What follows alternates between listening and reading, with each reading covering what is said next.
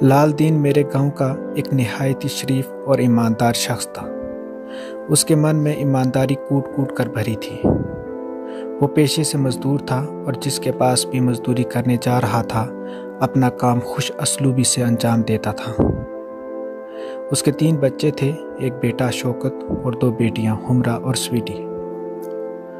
لال دین بیٹے کو ڈاکٹر بنانا چاہتا تھا، اسی لیے وہ دن میں مزدوری کرتا تھا اور رات کو نزدیک فیکٹری میں چوکیداری کا کام کرتا تھا۔ جب وہ مزدوری کے لیے نکلتا تھا تو مجھے ہلو کہہ کر پکارتا تھا، اور جب تک میں بھی نہ اس کو دیکھتا تھا سکون نہیں ملتا تھا۔ اس لیے میں روز صبح گھر کے مرکزی دروازے پر اس کے آنے کے انتظار میں رہتا تھا۔ اتوار کا دن تھا۔ لال دین کو 3 روز دیکھے ہو گئے تھے۔ اسکول میں چھٹی تھی۔ وقت کو غنیمت سمجھ کر میں اس کے گھر اس کی طبیعت معلوم کرنے گیا اور دیکھا کہ لال دین ایک پرانی اور پھٹی ہوئی چارپائی پہ کھانس رہا تھا۔ السلام علیکم، میں نے اسلام کی۔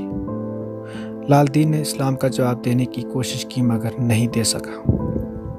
اس کا بیٹا شوکت اس کے سرہانے بیٹھا تھا اور چارپائی کے ایک طرف خمرہ اور سویٹی اسکول کا کام کرنے میں محو تھی اور معصومیت سے ایک دوسرے کو تانے دے رہی تھی جو میں سن رہا تھا۔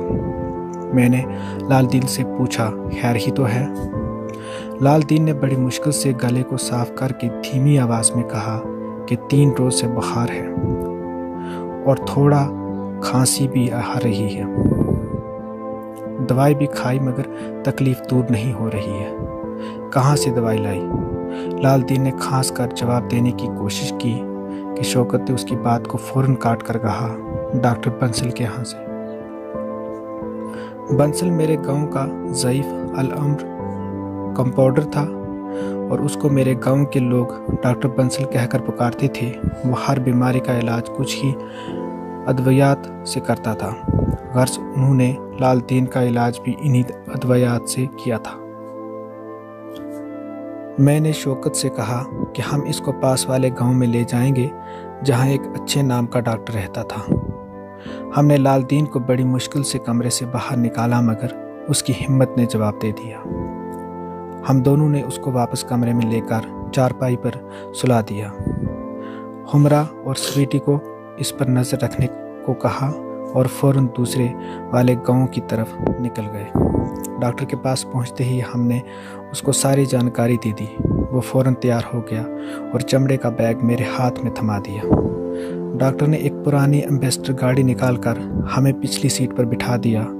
مجھے لگا کہ شاید وہ گاڑی اس کو پردادا سے میراث میں ملی تھی مگر رفتار تو اچھی تھی۔ لال دین کے پاس پہنچتے ہی اس نے کہا، او نو! اس نے لال دین کا ملاحظہ اس طرح کیا کہ لال دین کا دم گھٹنے لگا۔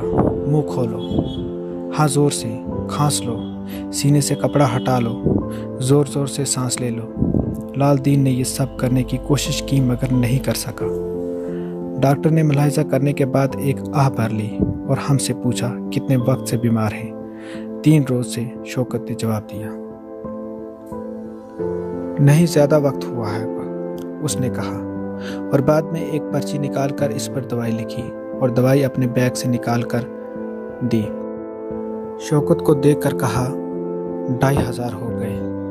شوکت کھڑے ہو کر چارپائی کے سرہانے گیا اور ایک کیل پر سے اپنے باپ کے پھٹے پرانے کوٹ کو اتار کر پوری چھان بین کی اور کچھ پیسے نکال گننے لگا۔ ڈاکٹر صاحب 300 ہی ہے۔ ڈاکٹر صاحب نے میرے ہاتھوں سے دوائی لے لی اور غصے سے کئی کیپسول تھما کر کچھ بڑبڑانے لگا۔ بڑے آئے بیمار کا علاج کروانے۔ جب علاج کے لیے پیسے نہیں تھے تو مجھے کیوں بلایا اور بیگ کو پھر سے میرے ہاتھوں میں تھما دیا۔ مجھے اپنے ساتھ چلنے کو کہا۔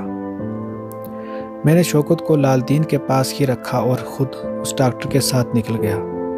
گاڑی کے پاس پہنچتے ہی میں نے ہمت سے کام لیا اور ڈاکٹر صاحب سے کہا کہ ڈاکٹر صاحب ایک بات پوچھوں؟ اس نے بڑے خوفناک لہجے میں کہا، ہاں پوچھ لو، کیا پوچھنا ہے؟ لال دین نے کتنے دنوں میں ٹھیک ہوگا؟ میں نے پوچھا۔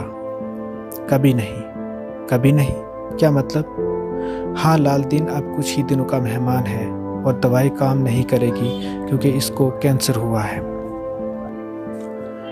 یہ سن کر میرے پیروں سے زمین کھسک گئی اور میں دم بخود ہو گیا۔ ڈاکٹر چلا گیا اور مجھے لال دین کی بات جو وہ مجھے ہمیشہ بتاتا تھا یاد آ گئی کہ میں شوکت کو ڈاکٹر بنانا چاہتا ہوں۔ اب چونکہ لال دین اس گھر کا کمانے والا واحد شخص تھا اور اب یہ ذمہ داری شوکت کے کاندھوں پر آ گئی اور اس نے پڑھائی کو ادھورا چھوڑ کر اب مستری کی دکان پر کام کرنے لگا۔ 2 مہینے بعد رات کو میں نے رونے کی آواز سنی اور میں نے بستر سے اٹھ کر کھڑکی سے باہر دیکھ کر لال دین کے گھر کی طرف جا رہے لوگوں سے پوچھا کہ کیا ہوا ہے۔ لال دین مر گیا، کسی نے کہا۔ میں دوڑتے دوڑتے وہاں پہنچ گیا اور لال دین کی لاش دیکھ کر مجھے محسوس ہوا کہ وہ مجھے کہہ رہا تھا کہ ہلو میں شوکت کو ڈاکٹر بنانا چاہتا ہوں، اور شوکت رو رو کر کہہ رہا تھا بابا آپ پھر سے آنکھیں کھولو۔ میرے ڈاکٹر بننے کا خواب ادھورا رہ گیا۔